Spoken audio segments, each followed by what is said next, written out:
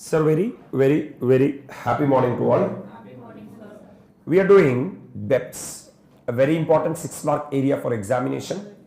We are having 15 action plan. Action plan number 1 is talking about digital economy, correct? Yes, sir. We have not talked anything about action plan number 1. The reason is action plan number 1 is equal to equalization levy. So after I complete the 14 action plan, I will move to equalization levy. I will come back to action plan number 1. So by that 2 chapters can be completed in one shot, right? Sir, in this class, I want to complete at least 4 action plan. We have actually completed action plan number 2, correct? Neutralize the effect of hybrid mismatch arrangement. In examination, you may have a question, what do you mean by hybrid mismatch arrangement? Hybrid mismatch arrangement is an arrangement that exploits a difference in the end treatment of either an entity or an instrument under the law of 2 or more tax jurisdiction to achieve double non-taxation. I hope that you are having a perfect clarity now. Sir, this is another 4-mark question asked in examination. How and all hybrid mismatch arrangement arises? Creation of 2 deduction for a single borrowing. For one borrowing, 2 people may take deduction, or generation of deduction without corresponding income inclusion. One guy may take one item as deduction, but it won't be shown as income in the another country. Misuse of FTC, foreign tax credit, and participation in exemption regime. Wherever you are having exemption, those people will participate and enjoy the exemption. If 2 countries are providing exemption, they will participate in both the country and enjoy both the exemption to make the hybrid mismatch arrangements. So what OECD recommended that 4 recommendations they have given. They said that don't treat one entity as one country as transparent and other as opaque. Sir, don't treat it as opaque. Sir, treat them also as transparent, then it will be helpful. A rule denying transparency to entity where the non-resident investors, a resident country, treat the entity as opaque. That's what example yesterday we have discussed. A rule denying a what? Or credit for foreign underlying tax for dividend that are deductible by the payer. That means already, sir, that dividend is claimed as a deduction by the payer because of treating it as debt in one country and equity in another country. In the other country, don't allow it as a exemption, right? A rule denying a foreign tax credit, FTC deny pannirunga for withholding tax where tax is also credited to some other country, some other entity. That means after deducting an FTC, foreign tax credit, if that FTC has been passed to some other person, then I should not be able to take it as a credit. Kandipa. Amendment to CFC, that is controlled foreign company, and similar regimes attributing local shareholders the income of an entity, foreign entity are treated as transparent under their NLO, local law. That means you see even the foreign entity as a normal domestic entity, you tax that, then they will not do the CFC transactions because there will not be any use in doing the CFC transaction. So the recommendation, the further recommendations given by OECD, they said that try to change the treaty has been changed, anti-NR rules, hybrid rules brings. Then we talked about branch mismatches. Because of treating 2 different approaches in 2 countries, branch may have 2 different results. It will lead to, these are the 3 types of mismatches. Number 1, deduction or no inclusion outcome. In one country, you may claim it as deduction. In another country, you may not claim it as income. Sir, for example, if the expense of the head office should be income of the branch, like this. So, deduction without no inclusion of outcomes. Next one, double deduction outcomes. You may claim deduction both in the hands of head office and also in the hands of branch. Sir, indirect deduction or no inclusion of outcomes. So this is first one is direct deduction or no inclusion of outcomes. For example, if head office is paying interest to the branch, head office will claim it as a expenses. So branch should treat it as an income, correct? So one person will claim it as a deduction. The other person will not shown as an income because of hybrid mismatch arrangement. Because there the branch where it is situated, it may be dividend, it may be exempted. Hello sir. So because of that, what will come? Branch differences will come. Or double deduction outcomes. Double deduction outcome means both branches claiming it as a deduction and also head office. Indirect deduction, no inclusion outcomes. Sir, it's not direct deduction. Sir, indirectly one person is NSR deducting and other person is not including in their income. These are three types of branch mismatches. Okay, fine. The NSR action plan number 3. What is action plan number 3? Is CFC, controlled foreign companies. For example, in order to enjoy the low tax regime, the people will start a foreign company in the tax havens, and what they will do, from that tax haven they will ask to invest in the Indian company, and when the Indian company issue dividend, they will issue dividend to the foreign company who are in NA1 tax haven, and there, since it is tax haven, no tax liability will arise. They will accumulate the profit in the NA1 tax haven and they will not distribute to the ultimate shareholders. So this will really disturb the domestic law. So what they are saying is control the what? Foreign rules. No specific given recommendation has been given. Follow the best practice recommendation. We are going to talk about action plan number 4, interest deduction and other financial payment. That means what many people started doing is, for example, in India one company is there, Mauritius one company is there, sir, or multinational company is there. This multinational company will pump fund to the Indian company by way of debt. கடன் கொடுப்பாங்க. எதுக்காக கடன் கொடுப்பாங்கன்னா, they very well know that in India, sir, interest is a deductible expenses. Correct? And majority of the profit they will shift from India to outside India by way of interest. This is called as thin capitalization. This is called as thin capitalization. So OECD is concerned that multinational group are able to erode their NA basis. That is, reduce their NA profit with interest expenses. For example, by locating third party debt in a tax country. I tax country. அப்போ I tax country இருந்தா capital structure குள்ள mandatory எதை வைக்கிறாங்க? டெட்டை வைக்கிறாங்க. டெட்டை வச்சு என்ன பே பண்றாங்க? Using intra-group loan to achieve interest deduction in excess of group's actual third-party interest expenses. ஒத்துக்கிறியா? வெளியிலிருந்து லோன் வாங்குறத விட இன்ட்ரா குரூப் லோன் கொடுத்துட்டு இங்கிருந்து இன்ட்ரெஸ்ட் ரேட்டை 24-25% அப்படின்னு அடிச்சு தாக்குறாங்க. ஹலோ, இந்த ரிசீவ் பண்ற என்டிட்டி மௌரிஷியஸ்லயோ இல்ல டாக்ஸ் ஹெவன்லயோ இருக்கிறதுனால அவங்களுக்கு அங்க அதுக்கு டாக்ஸ் கட்ட வேண்டிய using related party or third party debt to finance the production of exempt or NI income, deferred income. Related party or third party, இந்த related party or third party ஒரு particular countryல இருக்கும். அந்த countryல இந்த income என்னவா இருக்கும்? exempted இருக்கும். அப்ப அங்கிருந்து இங்க லோன் தர்றது, இங்கிருந்து அங்க இன்ட்ரெஸ்ட் பே பண்றது, இந்தியால அந்த இன்ட்ரெஸ்ட் என்னவா claim பண்றது? டிடக்ஷனா claim பண்றது. இந்த மாதிரி இருக்கிற fraud தன்னெல்லாம் பண்ணிட்டு what multinational companies are doing is reducing the so use of என்ன party? Third party and related party interest is perhaps one of the most simple of the NS shifting technique available in the international tax planning. ஒத்துக்கிறியா? Sir, international tax planningல ரொம்ப ஈஸியான வேலை என்னன்னா thin capitalization is one of the easiest mode. Sir, in their NS structure, capital structure include debt from the related or third party and they will be paying that interest will be debited to automatically net profit reduces. So the fluidity and the fungibility of money makes it's a relatively simple exercise to adjust the mix of debt and equity in a controlled entity. அப்போட capital ஸ்ட்ரக்சர்க்குள்ள டெட்டை எடுத்துட்டு வர்றதுங்கிறது ரொம்ப சாதாரணமான விஷயமா போச்சு. அதனால எல்லா மல்டிநேஷனல் கம்பெனியுமே ஹை டாக்ஸ் ஜூரிஸ்டிக்ஷன்ல கேபிட்டல் ஸ்ட்ரக்சர் சார் மிக்சடா வச்சிருக்காங்க, டெட்டையும் equityum. இதே டாக்ஸ் ஹெவன்ஸ்ல ஆல் equity கம்பெனியா வச்சிருக்காங்க. Are you really with me? Sir, in particular, the deductibility of interest expense can give rise to double taxation in both inbound and outbound investment scenarios. The interest payment are deducted against the profit of the operating company while the interest income is taxed at comparatively low tax rate or not at all NSR level of recipient. இங்க 30% deduction claim பண்றாங்க இந்தியால.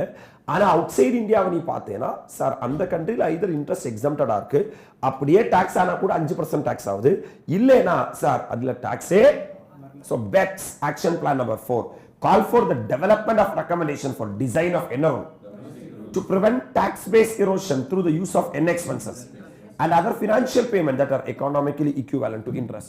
So what OECD said that you have to incorporate the domestic tax rule to safeguard yourself. இது கேட்ட உடனே தான் India 94B அப்படிங்கிற செக்ஷனை introduce பண்ணாங்க. கரெக்டா? Common approach. ஜெனரலா எல்லாரும் என்ன பண்றாங்கன்னா linking an entity's net interest deduction to its level of inactivity. உன்னோட எக்கனாமிக் ஆக்டிவிட்டி எவ்வளவு இருக்கோ அதை பொறுத்து நீ என்ன பண்ணிக்கோனா இன்ட்ரெஸ்ட் டிடக்ஷன் கிளைம் பண்ணிக்கோ. எக்கனாமிக் ஆக்டிவிட்டி தான் எபிட்டடா. கரெக்டா? அப்ப எபிட்டடாவோட 30% மேல நாங்க என்ன தர மாட்டோம்? இன்ட்ரெஸ்ட் டிடக்ஷனா தர மாட்டோம்.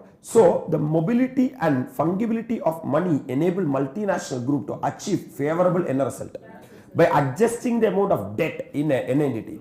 The 2015 report established a common approach which directly links the entity's net interest deduction to its level of inactivity based on taxable earning before interest, income and expense, depreciation, amortization, that is EBITDA.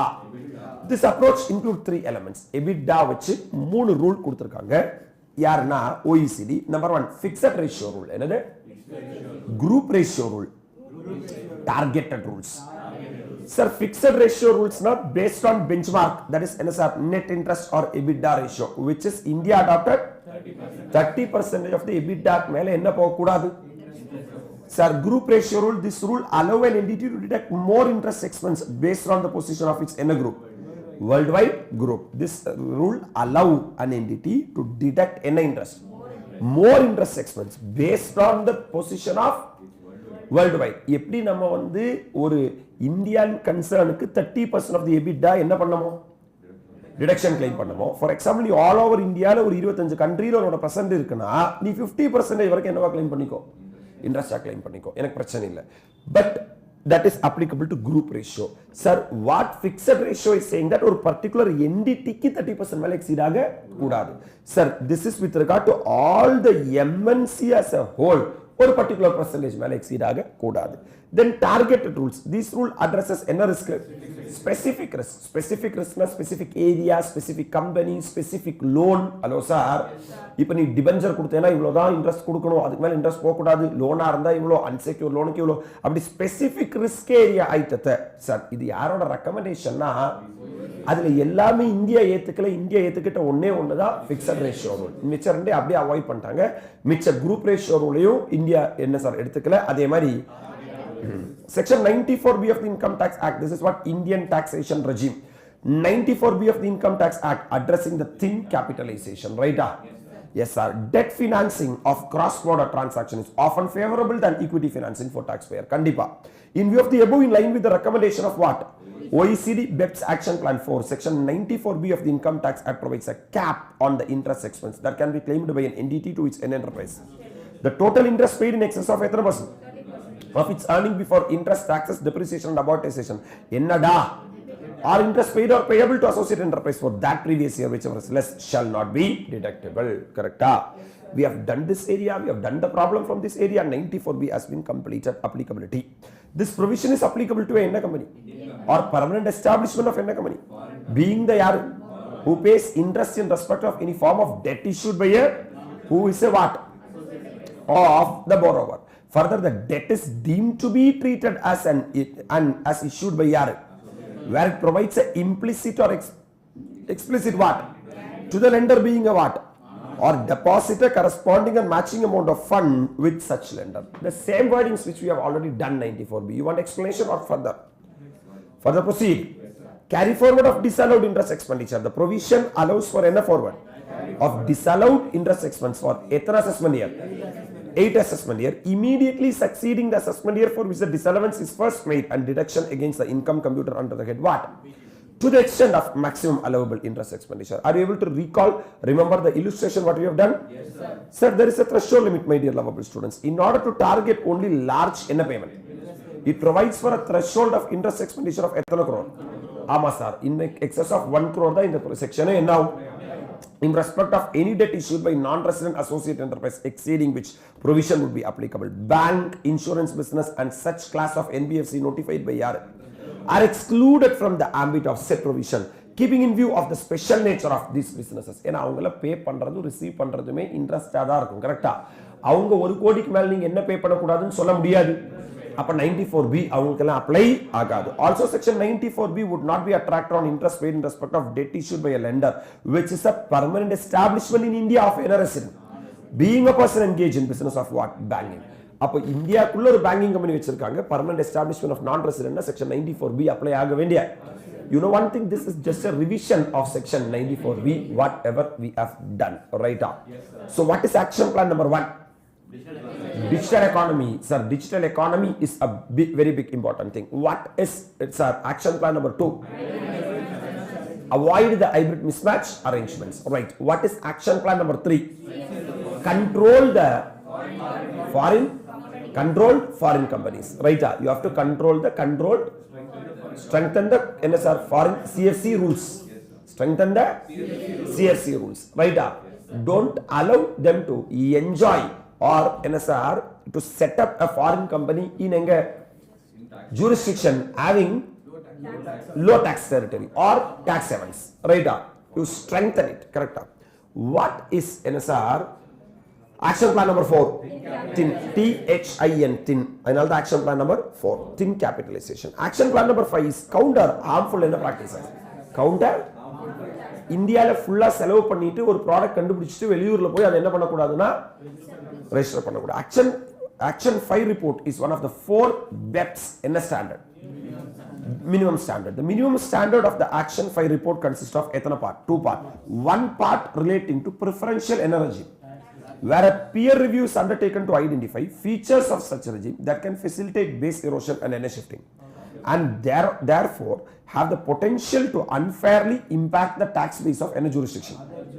The second part includes a commitment to transparency through the compulsory spontaneous exchange of relevant information on taxpayer specific rulings which in the absence of such information could give rise to any concern. Thirdly, the review of substantial activity required in no or only nominal tax jurisdiction to ensure a level playing field. என்ன சொல்றாங்கன்னா action plan number 5 actually 3 விஷயங்களை பத்தி பேசுது. மெயினா 2 விஷயங்கள். ஒன்னு sir the part number 1 அவங்க preferential tax regimes பத்தி ஸ்டடி பண்ண சொல்றாங்க. ஏன் ஒரு விஷயம் இந்தியால கண்டுபிடிச்சிட்டு இந்தியால அதை ரெஜிஸ்டர் பண்ணாம ஏன் இந்தியாவுக்கு வெளியே போய் என்ன பண்றாங்க? ரெஜிஸ்டர் பண்றாங்க. அப்போ அங்க ஏதோ ப்ரிஃபரன்ஸ் கொடுக்கறாங்க. அந்த ப்ரிஃபரன்ஸை எங்கேயும் கொடுங்க, இந்தியாலையும் கொடுத்துட்டு பேஸை இரோட் பண்ணாம பாத்துக்கங்க. This is what preferential energy tax regime. Number 2 sir effective communication ensure பண்ணிக்கங்க. அங்க யாராவது என்ன பண்ணாங்கன்னா ரெஜிஸ்டர் பண்ணாங்கன்னா இந்தியால இருக்கிற ஒருத்தர் இங்க ரெஜிஸ்டர் பண்ணியிருக்காம்பா அப்படின்னு யார்கிட்ட சொன்னா? இந்தியா கிட்ட சொன்னா இந்தியா உஷாராயிடுவான். ஓகே, நம்ம கிட்ட நம்ம கண்ட்ரியில் என்ன பண்ணிட்டு ரிசர்ச் பண்ணிட்டு அவன் அங்க போய் என்ன பண்றான்? ரெஜிஸ்டர் பண்றான். ஒன்னோ ரெண்டோ இருந்தா எக்ஸெப்ஷன் விட்டுரு, அந்த குரங்கு இங்க பிடிக்கல அங்க போச்சுன்னு சொல்லலாம். பட் ஒன்னோ ரெண்டு தான் இந்தியால ரெஜிஸ்டர் ஆகுதுன்னா அப்ப டாக்ஸ் லா பிரச்சனை இருக்கு. அப்ப டொமஸ்டிக் டாக்ஸ் லாவை இந்தியா மாத்தணும்னு இந்தியாவுக்கு அது ஒரு இண்டிகேஷனா எடுத்துக்கங்க. ஒத்துக்கிறியா? ரெண்டாவது, மூணாவது ரிவ்யூ பண்ணுங்க. எதை ரிவ்யூ பண்ணுங்கன்னா சப்ஸ்டான்ஷியல் ஆக்டிவிட்டி ரெக்வயர்மெண்ட். எங்க மெயின் வேலை எங்க நடந்துச்சு, இங்கயா அங்கயா? இங்க நடந்தா இங்க ரெஜிஸ்டர் பண்ண மாதிரி பாத்துங்க, அங்க நடந்தா அங்க ரெஜிஸ்டர் பண்ண மாதிரி பாத்துங்க. இது யாரோட ரெக்கமெண்டேஷன்? அவங்க ஆக்சுவலா ஆக்ஷன் பிளான் நம்பர் 5 3 பார்ட்டா ரெக்கமெண்டேஷன் கொடுத்திருக்காங்க. நம்பர் 1, நீங்க டாக்ஸ் ரெஜிம்ஸை கம்பேர் பண்ணி பாருங்க, அங்க ஏதாவது ப்ரிஃபரன்ஸ் இருக்கா. Number 2, effective communication. Sir communication கொடுங்க. மூணாவது, நவ் இதுல இந்தியன் டாக்ஸ் ரெஜிம் இந்தியா என்ன பண்ணிருக்காங்கன்னா, in India Finance Act 2016 has been introduced by 115 BBF 115 of the income tax concessional tax regime for royalty income for patent for the purpose of promoting indigenous research and development, making India a global hub for research and development. India என்ன சொல்றாங்கன்னா, வா வா வா, எங்கேக்கு வா, இந்தியாவுக்கு என்ன பண்ணு, research and development பண்ணு. இந்தியாவுக்கு ரிசர்ச் அண்ட் டெவலப்மெண்ட் பண்ணி அந்த ரிசர்ச்சுக்காக இந்தியால காசு செலவு பண்ணு, அந்த ரிசர்ச்சுக்காக இந்தியால தென் இந்தியாலேயே அந்த பேட்டன்ட் என்ன பண்ணு, ரெஜிஸ்டர் பண்ணு. Then sir we will be taxing at a concessional rate of 10% under section 115 BBF. Sir அப்ப எத்தனை பர்சன்ட் தான் டாக்ஸ் வாங்குவோம்? 10% தான். இது கன்செஷன் தானே? OECD ஓட one of the recommendation sir preferential energy கொடுங்க. நம்ம அந்த 115 BBF படில எடுத்துட்டு வந்துட்டோம். இது எத்தனை பர்சன்ட்ல டாக்ஸ் ஆவறதுனால தான் tax ஆவறதுனால தான் MAT 15% அதை விட அதிகமா இருக்குன்னு சொல்லி தான் MAT calculate பண்ணும்போது less expenditure incurred to earn royalty income covered under section 115 BBF. ஏன்னா அங்க எத்தனை % tax ஆகுது? இதை விட என்ன ரேட்? Higher rate. அப்ப MAT சஃபர் பண்ண கூடாதுன்னு சொல்லி தான் நம்ம இந்த ஐட்டத்தை மைனஸ் பண்ணோம். ஒத்துக்கிறியா நீ? Yes sir. So the purpose of concessional energy is to encourage NDT to retain and commercialize existing pattern and for developing new innovative patented products. Further, this beneficial tax regime will incentivize entities to locate the NA value job associated with development, manufacture, exploitation of NA in India. அப்ப நிறைய பேர் என்ன வருவாங்கன்னா இந்தியால வருவாங்க, நிறைய பேர் இந்தியால வந்து இந்தியால ரிசர்ச் அண்ட் டெவலப்மெண்ட் பண்ணுவாங்க. ஒத்துக்கிறியா? அப்படி இந்தியால என்ன பண்ணும்போது ரிசர்ச் அண்ட் டெவலப்மெண்ட் பண்ணிட்டு இந்தியாலே அந்த பேட்டர்ன் என்ன பண்ணிடுவாங்க? ரெஜிஸ்டர் பண்ணிடுவாங்க. அப்ப இந்தியாலே ராயல்டி வரும். அந்த ராயல்டிக்கு நாங்க எவ்வளவு % தான் கேட்போம்? This is our concessional rate. Hello sir. So section 115 BBF of the Income Tax Act in line with the nexus approach of BEPS என்ன plan 5. அப்போ BEPS action plan 5ல சொல்றத பேஸ் பண்ணி தான் நம்ம 115 BBF இன்ட்ரோ듀ஸ் பண்ணியிருக்கோம். ஒத்துக்கிறியா? The nexus approach has been recommended by யாரு? Under BEPS action plan number 5, this approach requires attribution and taxation of income arising from exploitation of IP in the jurisdiction where substantial research and development activities are undertaken instead of jurisdiction of N ownership. My legal ownership may be outside India, but substantially in the intangible asset நான் research பண்ணி develop பண்ணது இந்தியாலயே இருக்கும். அப்ப எங்க தான் register பண்ணணும்? So accordingly section 115 of the Income Tax Act provides that where total income of an assessee includes any income by of royalty in respect of patent developed and what in India, then such royalty shall be taxable at the rate of plus surcharge and cess. Very important, for this purpose developed means at least 75% of the expenditure should be incurred in Enga by eligible assessee for any invention in respect of which patent is granted under the Patent Act. That means in order to enjoy the concessional tax rate of 10%, you should develop that patent in India. What do you mean by develop that patent in India? At least 75% of the expenditure should be spent in India, and then it will be called it as developed in the state of India, my dear lovable students. And if you are registering in India and if you are getting any royalty, then such royalty will be taxable at a concessional rate of 10%. This is in line with the action plan number 5 of OECD, because OECD said that the reason why after doing research and development in India, why people are not registering the patents in India is because of the high tax rate, because other country is providing concessional tax rate. So you make it line with other country, don't tax much. Hello sir. Then your base will not erode. Then you can NSR save the BEPS, you can counter the BEPS. Correct? Yes, that's what action plan number 5. So what is action plan number 1? Digital economy. What is action plan number 2? Hybrid mismatch arrangements. What is number 3? Strengthen the CFC rules. Strengthen the CFC. That's what action plan number 3. 3 letters are there. Right up. Sir, action plan number 4, thin capitalization. That means, sir, in the capital structure, they're injecting more and more and more debt into the capital structure to enjoy the interest as a deduction. What, sir, OECD said that either you can adopt 3 things. Number 1, fixed ratio rule, group ratio rule. Yes, sir. Target rules. Right up. India has adopted fixed ratio rule. They said that, sir, first of all, they said that your interest is based upon the economic performance of the enterprise. Right? That's what NDA, NADA, EBITDA. So 30% of NADA vida na interest enava tara mata. We have not adopted, my dear lovable students, group ratio rule or target rules. Okay, fine. The next one, action plan number 5. Action plan number 5. What is 5? Counter harmful tax practices. Counter harmful tax practices means, sir, till you are learning, you are enjoying your house food. Once you become a chartered accountant, you are, sir, earning and giving to wife or husband house. Correct? That is not allowed. Hello, sir. That's what counter. செலவெல்லாம் இங்க பண்றது, ஆனா வருமானம் மட்டும் வேற வீட்டுக்கு போறது அப்படிங்கிறது ஒத்துக்க முடியாது. For that, NSR 115 BBF section has been introduced. 3 things has been suggested by the OECD. Number 1, have preferential tax regimes. Don't kill in the tax regimes. நீங்களே ஜாஸ்தியான tax regime வச்சீங்கன்னா ஓடி போக தான் செய்வாங்க. அதுக்கப்புறம் என்னோட என்ன சார் பேஸ் எரோட் ஆயிடுச்சு அப்படின்னு அழுதுட்டு என்ன இல்லை, யூஸ் இல்லை. Number 2, exchange of information. ஏதாவது ஒரு கண்ட்ரியில ஏதாவது ஒரு என்ன சார் நடந்துச்சுன்னா இந்த மாதிரி ஒரு என்ன ஆயிருக்குன்னு ரெஜிஸ்ட்ரேஷன் ஆயிருக்குன்னு சொல்லுங்க. Other country will be having some evaluation. Third one, yes sir, review of substantial activities. எந்த கண்ட்ரியில ஜாஸ்தி வேலை நடந்திருக்குன்னு என்ன பண்ணுங்க, ரிவ்யூ பண்ணுங்க.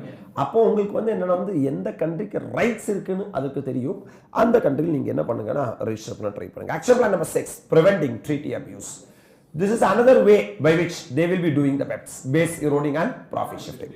For example, India Pakistan would have entered into double taxation avoidance agreement.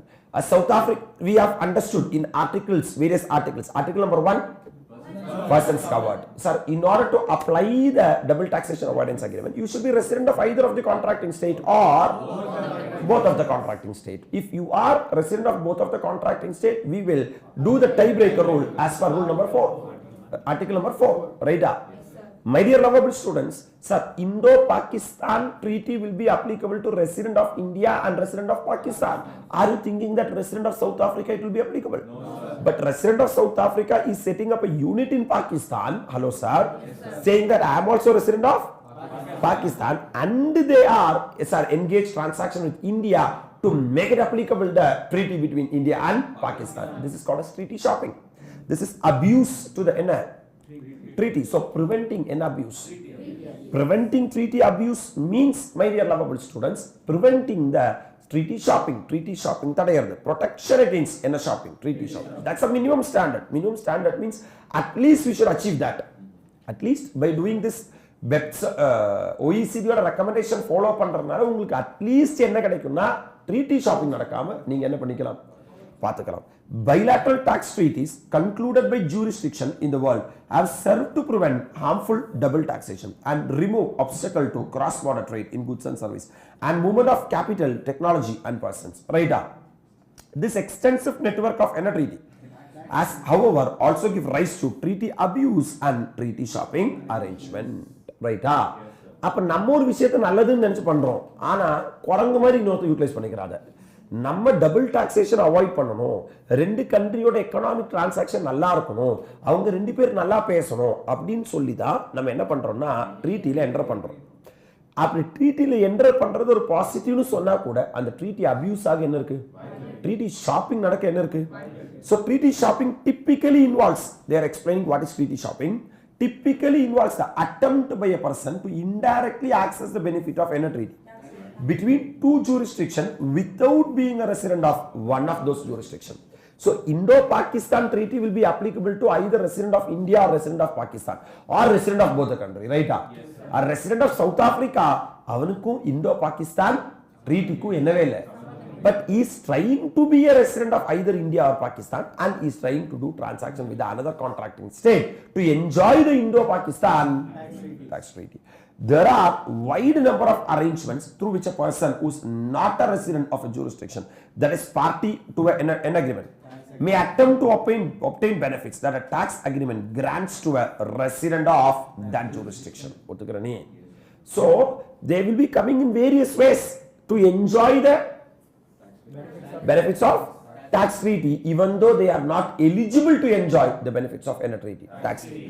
உனக்கு ஒரு plain simple example நான் கிளாஸ்ல சொன்னதை ரிப்பீட் பண்ணணும்னா, ஃபார் எக்ஸாம்பிள் இப்போ இந்தோ பாகிஸ்தான் டாக்ஸ் ட்ரீட்டி இருக்கு சார். என்ன இந்த ட்ரீட்டில சொல்லி வச்சிருக்காங்கன்னா, பாகிஸ்தான் இந்தியாவில் யார் இன்வெஸ்ட் பண்ணாலும் அவங்களுக்கு வர்ற இன்ட்ரெஸ்ட்டுக்கு 2% தான் நாங்கள் டாக்ஸ் கலெக்ட் பண்ணுவோம் அப்படின்னு இந்தோ பாகிஸ்தான் ட்ரீட்டில சொல்லி இருக்காங்கன்னா, இப்போ ஒருத்தர் நியூசிலாந்து இருக்கான்னு வச்சுக்குவேன், நியூசிலாந்து டைரக்டா எங்க இன்வெஸ்ட் பண்ணா 10% என்ன கொடுக்க வேண்டியதா இருக்கும், இல்லைன்னா 20% என்ன கொடுக்க வேண்டியதா இருக்கும், டாக்ஸ் கொடுக்க வேண்டியதா இருக்கும். அப்ப இந்த ட்ரீட்டி அவன் படிக்கிறான், ஓ இந்தோ பாகிஸ்தான்னா 2%. அப்ப இந்த நியூசிலாந்து இருக்கிற ஒரு கம்பெனியை ஃப்ளோட் பண்றான், எங்க ஃப்ளோட் பண்றான்னா பாகிஸ்தான்ல ஃப்ளோட் பண்றான். இது ஒரு 100% ஷேர் கேபிட்டல் நியூசிலாந்து பம்ப் பண்றாங்க, கரெக்டா? இப்போ சார் இந்த கம்பெனி இங்க இருந்து எங்க இன்வெஸ்ட் பண்றாங்க, to enjoy 2%. Whatever they are saying is we are also resident of Pakistan. For us Indo-Pakistan treaty will be No, you are not a resident of Pakistan. You are a resident of Pakistan for the purpose of enjoying the treaty. Correct? Yes, sir. Then it will lead to treaty abuse. இப்போ என்னன்னா இந்தியாவுக்கு 10% tax கிடைக்க வேண்டியங்க 2% tax. This is what BEPS is all about. Basis eroding. Are you really with me? Because 10% tax இந்தியாவுக்கு வர வேண்டியங்க 2% tax வந்துச்சுன்னா sir பாகிஸ்தான்ல இருந்து 2% வந்தா we are okay. ஏன் பாகிஸ்தான்ல இருந்து 2% வந்தா we are okayனா ஹலோ சார் ட்ரீட்டி என்டர் பண்ணும்போது வேற ஏதாவது இன்கத்துக்கு நம்ம வெயிட்டா கேட்டிருப்போம். Are you really with me? ஆனா நியூசிலாந்து கூட சம்டைம்ஸ் என்னவே இருக்காது ட்ரீட்டியே இருக்காது. அந்த குரங்கு வந்து பாகிஸ்தான்ல வந்து பாகிஸ்தான் இந்தியாவுக்கு பம்ப் பண்ணா 10% 20% வர வேண்டியங்க நமக்கு எத்தனை பர்சன்ட் வரும்? That is a base eroding and என்ன shifting that we should not allow. That's what action plan number 6 is. Taxpayers engaged in inner shopping and other in abuse strategy undermine tax sovereignty by claiming treaty benefits in situation when these benefits are not intended to be granted, thereby depriving jurisdiction of inner revenue tax revenue. உங்களுக்குலாம் இந்த benefit நாங்க சொல்லவே இல்லை. உங்களுக்கு இல்லாத பெனிஃபிட்டை நீங்க எடுத்துக்கிட்டு எங்களோட டாக்ஸ் பேஸை கம்மி பண்ண நீங்க ட்ரை பண்றீங்க. ரைட்டா? Treaty abuse is one of the most important source of BEPS concern. Treaty abuse பண்றதுங்கறதா most important source. எப்படி thin capitalization ஒரு easiest way-ஓ அதே மாதிரி treaty abuse பண்றது இன்னொரு easiest way. It is undesirable for several reasons including எங்களுக்கு அது பிடிக்கவே பிடிக்காது. ஏன் பிடிக்காது சார்? இதனால தான் பிடிக்காது. 1 2 3 இந்த மூணு காரணத்தினால. Treaty benefits negotiated between the party to a treaty are economically extended to residents of a jurisdiction. In a way the party did not intend. The principle of reciprocity is therefore breached and the balances of concessions that the parties make it altered. சரி இப்போ ரெண்டு பேர் ஒரு deal வச்சாங்கன்னா அந்த ரெண்டு பேருக்கு தான் அந்த டீல் அப்ளை ஆகணுமே தவிர மூணாவது ஒருத்தனுக்கு அப்ளை ஆக கூடாது. அதனால இப்போ ட்ரீட்டி யாருன்னா கான்ட்ராக்டிங் ஸ்டேட்ஸ் யாரெல்லாமோ அவங்களுக்கு தான் அந்த ட்ரீட்டி அப்ளை ஆகணுமே தவிர தேர்ட் பார்ட்டிக்கு அப்ளை ஆகக்கூடாதுன்னு சார் வியன்னாவே சொல்லியிருக்கு. கரெக்டா இல்லையா சார்? தேர்ட் பார்ட்டிக்கு அந்த ட்ரீட்டி என்ன ஆகாது. அப்ப தேர்ட் பார்ட்டி வந்து அந்த ட்ரீட்டி டேர்ம்ஸ் அப்ளை பண்ண கூடாது. அப்படி அப்ளை பண்ணுனேனா சார் எங்களுக்கு அது பிடிக்காது. இங்க வா. Treaty benefit negotiated between the parties to a what? Treaty are extended to a resident of in a jurisdiction. இதனால தான் எங்களுக்கு பிடிக்கல. ஏன்னா நாங்க ரெண்டு பேரும் பேசி வச்ச விஷயத்தோட பெனிஃபிட்டை மூணாவது ஒருத்தர் என்ன பண்றான்? என்ஜாய் பண்றான். In a way parties did not intend. நாங்க அந்த மாதிரி என்னவே இல்லை, நினைக்க கூட இல்லை. நாங்க நினைக்காத ஒரு விஷயத்தை மூணாவது ஒருத்தர் என்ஜாய் பண்றான். The principle of reciprocity is therefore breached. Principle of reciprocity. Principle of reciprocity னா ஒண்ணும் இல்லை. யாருக்கு அந்த பெனிஃபிட் கிடைக்கணுமோ அவன் இல்லாம இன்னொருத்தர். இப்ப நானு நீ ரெசிப்ரோகேட் பண்ற, நான் கிளாஸ் எடுக்கிற நீ பதில் சொல்ற. Hello sir, yes sir. ரோட்ல இருந்து ஒருத்தர் மூணாவது மனுஷன் கத்துறான். Abuse, treaty abuse. Correct sir. He is therefore breached and balance of concession that parties make is altered. Right? Yes sir. நேற்று ஈவினிங் 4 மணிக்கு மேல பாட்டு போயிருந்துச்சோ?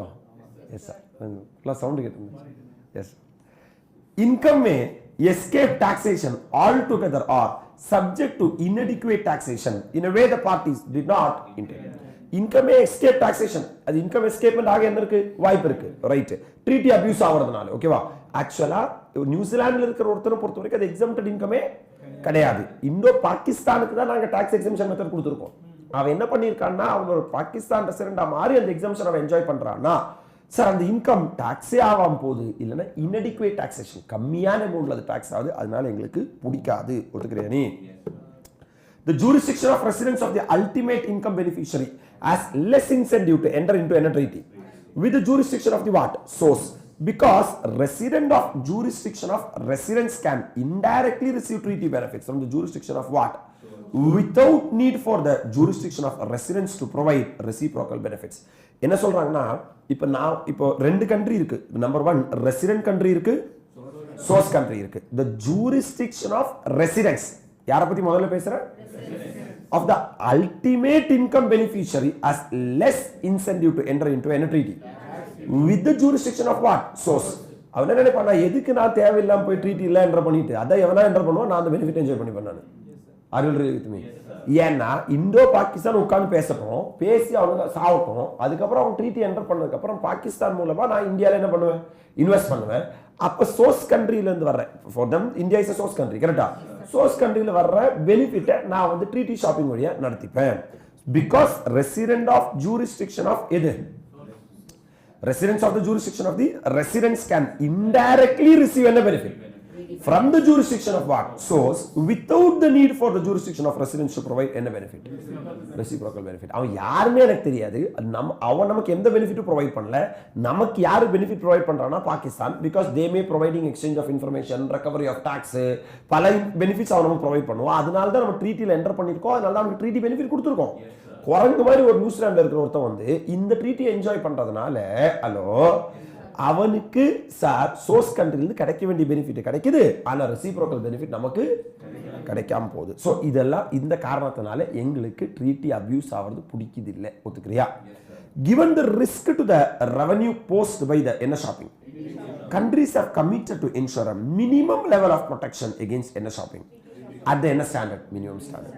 அப்ப எல்லா கண்ட்ரியும் ஒரு விஷயத்துக்கு வந்துட்டாங்க, என்னன்னா எப்படியாவது ட்ரீட்டி ஷாப்பிங் ஒரு அளவுக்காவது நம்ம கம்மி பண்ணி ஆகணும்.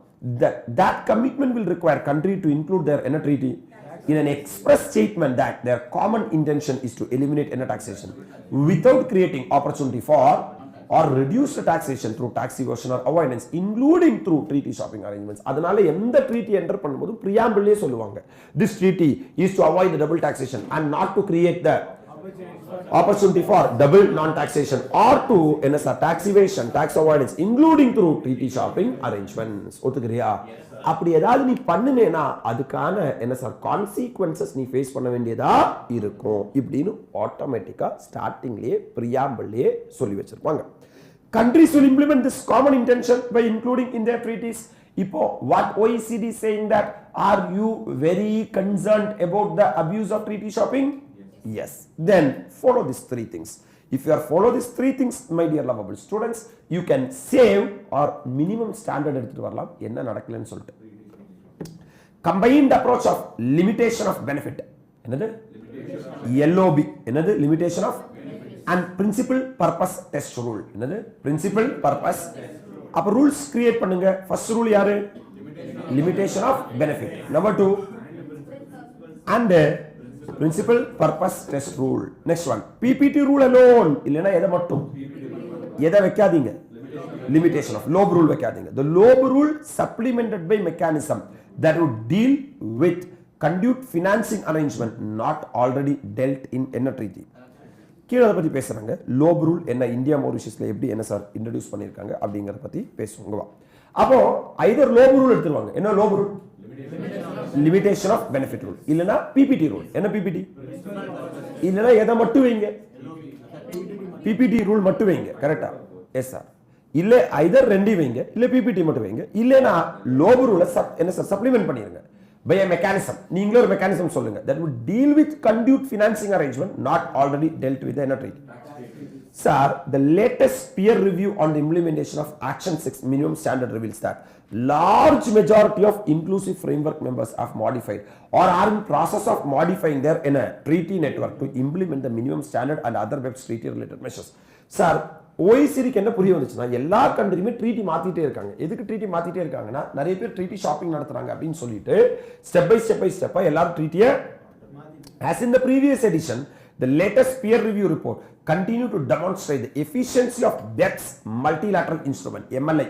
என்னது MLI multilateral instrument சொல்லு in implementing the standard.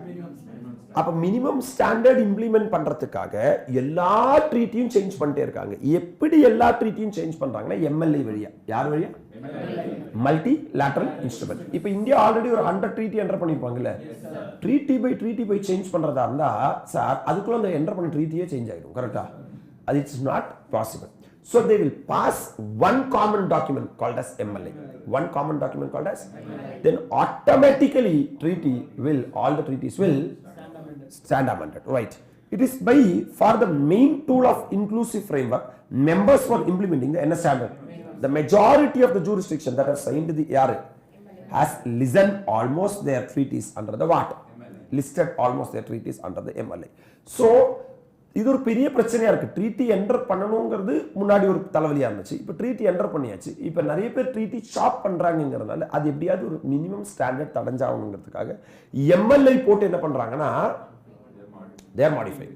அந்த எம்எல்ஏல என்ன சொல்லுவாங்கன்னா சார் ஐதர் லாப் ரூல் எடுத்துட்டு வருவாங்க, இல்ல பிபிடி ரூல் எடுத்துட்டு வருவாங்க, இல்ல வெறும் பிபிடி ரூல் மட்டும் எடுத்துட்டு வருவாங்க, இல்ல லாப் ரூலோட the provisions of BEPS MLI have started to take effect with respect to treaty concluded by payers of jurisdiction that are signed and ratified by yaar.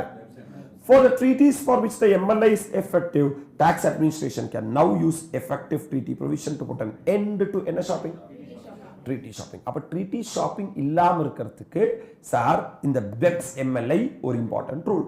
அதுதான் actually action plan number 15 which will be discussing in detail at the end. ஒத்துக்கிறியா? அதோட ஒரு pass through reference தான் கொடுத்திருக்காங்க. Now coming to Indian tax regime. Lobe யார் கொண்டு வர சொன்னா? OECD. Sir, lob clause introduced in India-Mauritius tax treaty because that is the biggest headache treaty where everyone is misusing or abusing or treaty shopping.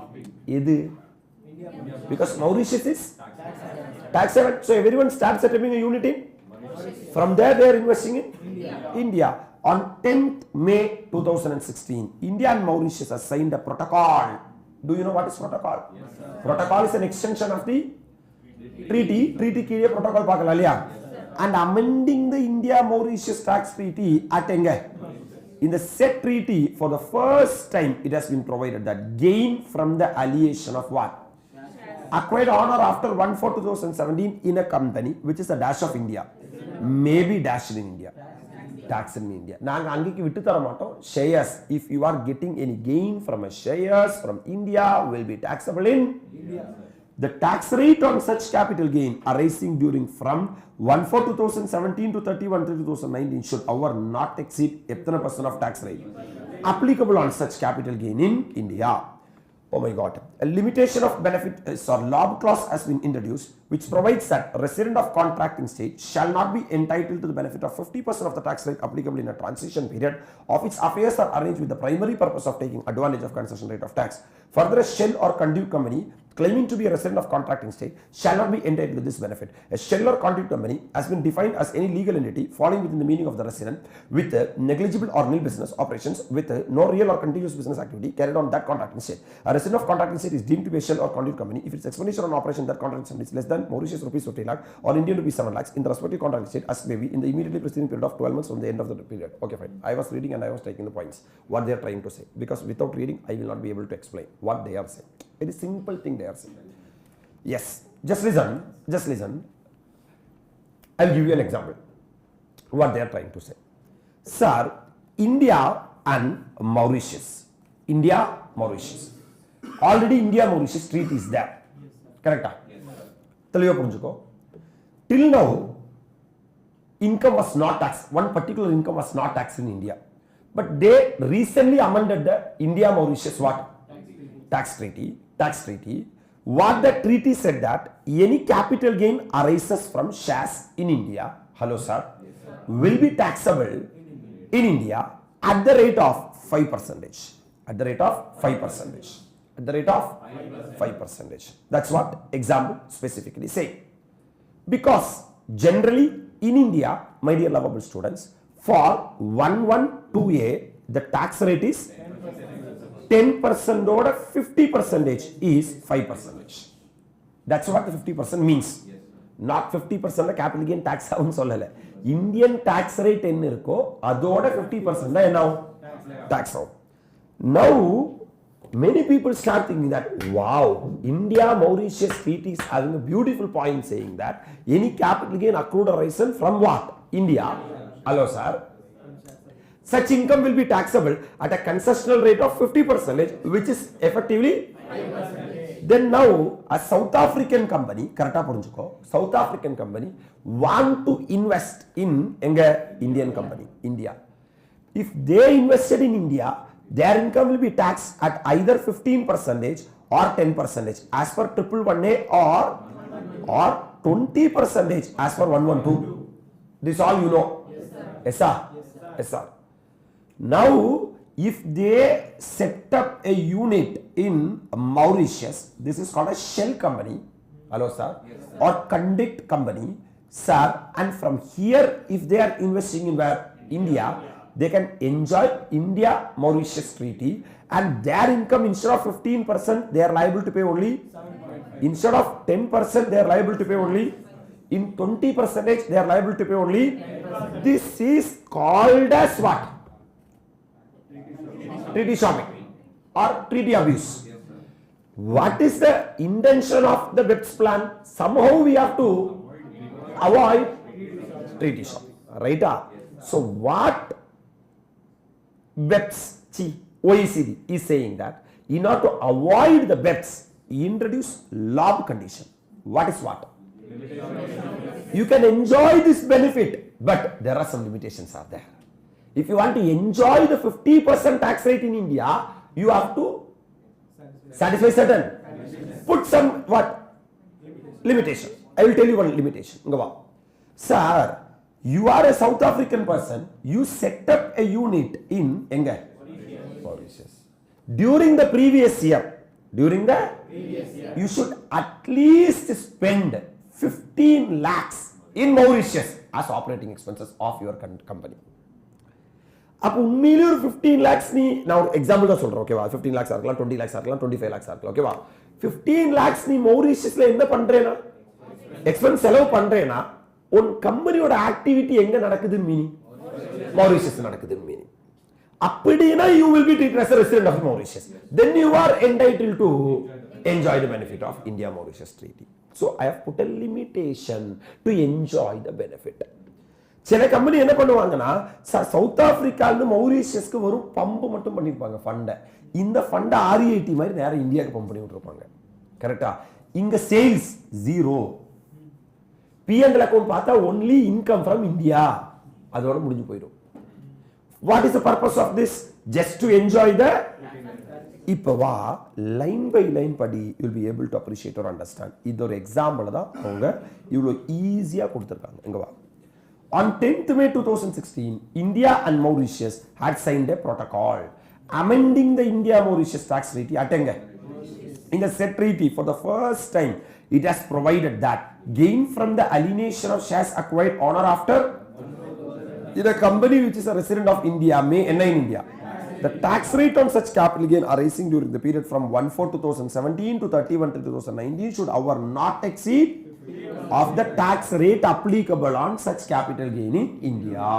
அப்ப இந்தியால 10% general tax rate na அதோட 50% எத்தனை percent 5% will be the a limitation of benefit lob clause has been introduced which provides that resident of an estate shall not be entitled to benefit of 50% of the NR rate applicable in the transition period if its affairs are arranged with the primary purpose of taking advantage of what நீ ஆரம்பிச்சிருக்கிற இதுக்குன்னா concession rate of tax enjoy பண்றதுக்காக further ஷெல்னா வரும் கூடு மட்டும் தான் இருக்கு அதுக்குள்ள எதுவுமே இல்லை அதான் shell hello sir empty hello sir ஒரு கம்பெனி மட்டும் தான் இருக்கு அதுக்குள்ள எதுவும் இல்லை அதான் ஷெல் கம்பெனின்னு சொல்றது ஆர் கான்டியூட் கம்பெனி இப்போ கரண்ட் பாஸ் ஆகுது பாரு ஒரு பாஸ் மட்டும் தான் ஆகும் ஹலோ சார் இப்போ இந்த எலக்ட்ரிஷியன் அது என்னது அந்த வயர் போடுவோம் இல்லையா காப்பர் வயர் என்ன வயர் போடும் காப்பர் வயர் இப்போ காப்பர் வயர் என்ன ஆகுதுன்னா கரண்ட் ஜஸ்ட் என்ன பண்ணி விடுது பாஸ் பண்ணி விடுது அதே மாதிரி தான் இந்த கான்டியூட் கம்பெனினா ஃபண்ட் அங்கிருந்து வாங்கி ஃபண்ட் எங்கேக்கு பாஸ் பண்ணி விடுது claiming to be a resident of an estate contracting state shall not be entitled to this benefit a shell or what company as we defined any entity falling within the meaning of what with negligible or with no real or and carry out in that contracting state sales பார்த்தா zero ஆனா எங்க business ஆரம்பிச்சிருக்கேனா Mauritiusல then you will be called as shell company or a resident of contracting state is deemed to be what or what if its expenditure on operation in that contracting state is less than Mauritian rupee how much lakh or Indian rupee 10 lakh in the respective NS state as the case may be in the immediately preceding period of 12 months from the date of gain arises. Appo if you don't want to be a shell company, if you don't want to be a conduit company, then you have to at least spend 15 lakhs Mauritius rupees in Mauritius or sir you have to spend at least 7 lakhs in what India. This is example only. இந்த அமௌண்ட்டுக்கு மேல நீ அந்த கண்ட்ரில செலவு பண்றதா இருந்தா ஒண்ணு நான் ஷெல் கம்பெனின்னு கூப்பிட மாட்டேன் கான்டியூட் கம்பெனின்னு கூப்பிட மாட்டேன் நீ ட்ரீட்டி ஷாப்பிங் என்ஜாய் பண்ணேனா அது ட்ரீட்டி அபியூஸ் ஆகாது அது என்ன சார் ட்ரீட்டி என்ன சார் ஷாப்பிங் ஆகாது நீ ட்ரீட்டி பெனிஃபிட்ஸை என்ஜாய் பண்ணிக்கலாம். அப்ப நீ ட்ரீட்டி பெனிஃபிட்டை என்ஜாய் பண்றதுக்காக கிரியேட் பண்ண ஷெல் கம்பெனி நோ, நான் கூப்பிட மாட்டேன். This is called as LOB clause. LOB means LOB. Yes, we provide one benefit. The tax rate applicable in India is 10%. அதோட tax, this is a benefit, but in order to enjoy this benefit we place a limitation. You should spend at least 15 lakh in Mauritian rupees or 7 lakh in. This is called as LOB clause. Okay va? The same respect of LOB clause they have introduced in India Singapore treaty also. Okay va? On similar line India and Singapore have signed a protocol. Idu appo sir, these